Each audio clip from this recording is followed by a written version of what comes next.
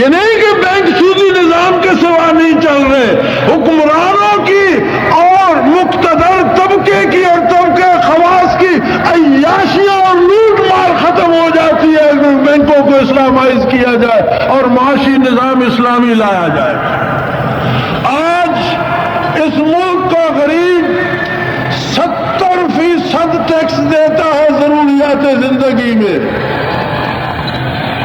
2.5 گز کپڑا جو کفن کے لیے چاہیے اس پر آپ ٹیکس گننا شروع کیجئے تو زمین پر مالیہ ہے، ٹریکٹر کی قیمت میں ٹیکس شامل ہے، تیل میں ٹیکس شامل ہے، کھاد میں ٹیکس شامل ہے، بجائی کے بیج میں ٹیکس شامل ہے، بجائی کی مشین پر ٹیکس ہے، کٹائی کی مشین پر ٹیکس ہے، بنولا زیادہ کرنے کے کارخانے پہ ٹیکس ہے، روئی صاف کرنے والے پہ ٹیکس ہے، سوت بنانے والے پہ ٹیکس ہے، کپڑا بنانے والے پہ ٹیکس ہے، کپڑا بیچنے خریدنے پہ ٹیکس ہے، پھر مارکیٹ پہ ٹیکس ہے، شہر سے شہر لے جانے پہ ٹیکس ہے۔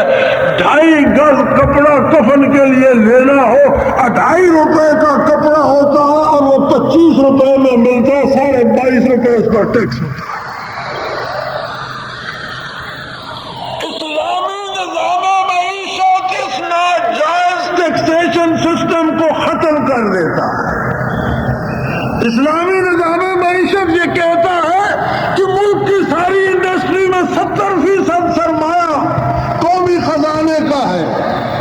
اسلام اس سے سود نہیں لیتا، اسلام اسے کہتا ہے کہ سروسز چارجز لے کر باقی جتنا سرمایہ تیرا ہے اتنا منافع تو لے، جتنا سرمایہ قوم کا ہے اتنا منافع قوم کو دے۔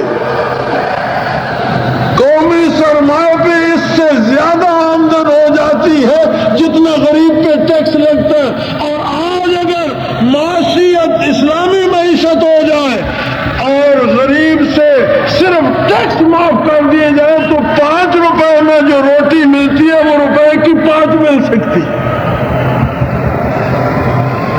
اس سے عمراء کو کیا تکلیف ہوگی؟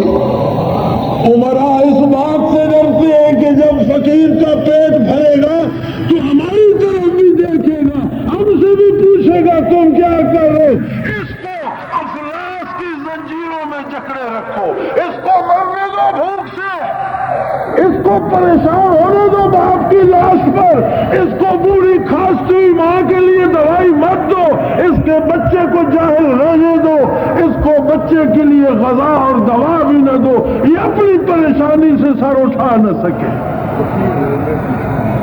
لیکن کیا یہ مخلوق حکمرانوں کی ہے؟ یہ رب العالمین کی مخلوق ہے، اور پروردگار عالم جو فرعون کے لیے موسیٰ پیدا کر دیتا ہے وہ ہر ظالم کے لیے جواب پیدا کرتا ہے۔